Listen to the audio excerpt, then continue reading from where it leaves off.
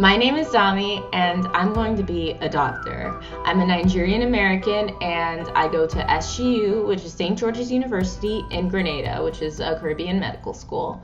So what really inspired me was my dad, and seeing how much he's helped people. Like whenever we go out, somebody always says like, "Hey, Dr. Oni, how are you doing?" Or, "Hey, Dr. Oni, thanks for this or that." Like it made me feel like, wow, my dad's kind of a hero. Like he's helping all these people, and they're grateful. And it's not just like him helping them or like prescribing a medication and then never seeing them again. Like he follows up with them, and so in that sense, they feel like there's a relationship between there, and that just made me like want to be a doctor too, because I was like, being able to help people and then being able to see them getting better is just like, wow, you're like, I did that. That's, and I've helped improve this person's life in some way, which, I don't know, thinking about it, it's like, wow, that's pretty amazing. So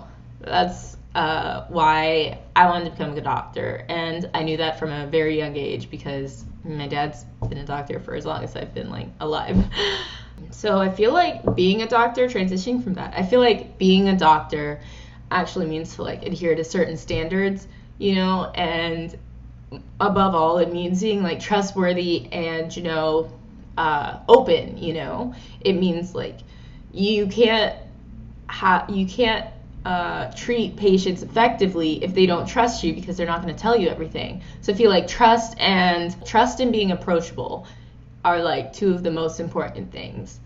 Like, yeah, knowing, and that's like after knowing what's going on and everything like that, like having the knowledge is really important. But if you have the knowledge and you don't have any like trust or approachability and you're really like stern, then it won't help you get any closer to finding a diagnosis if they don't tell you things that, if they told you, then you would have been able to find out easier.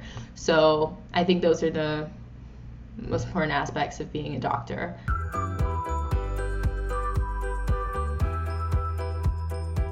I live in Georgia, and there are a lot of underrepresented and served communities, like in the rural areas and everything.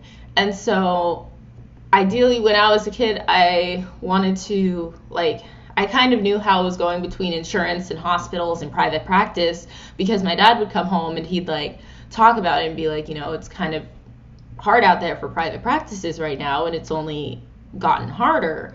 And my ultimate goal, I was like, I want to change that. I want to make private practices not have to struggle as much anymore or argue with insurances and stuff. But to be honest, I don't know how to do that yet. My short-term goals and what I want to do, and is more in my immediate future, is actually just going back to Georgia and serving those underserved and underrepresented people, because I feel like also, if my dad wasn't a doctor, I don't know if I would have even thought about becoming a doctor, because it wasn't something I saw a lot of people like me doing. So I want to be able to go back and become a doctor in those communities that are also underserved, so they need a doctor anyways, but also just seeing somebody that did it, and maybe inspire some more people to become doctors. And that's what I wish I could have seen when I was a kid, which I kind of did, because I was around my father, my dad's friends, so I was lucky in that sense. And then a really good piece of advice that my dad gave me, he told me, he was like, how many times I failed, and you see where I am now.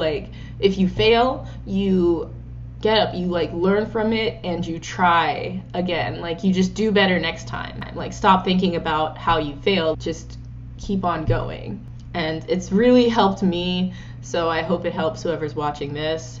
And thank you. That's the end of the video. Thank you, Figs, for this opportunity, and for giving all of us a chance to, whittle down on that crazy amount of debt that we are all in, because medical school is not cheap. So thanks. Have a good day, guys. Bye.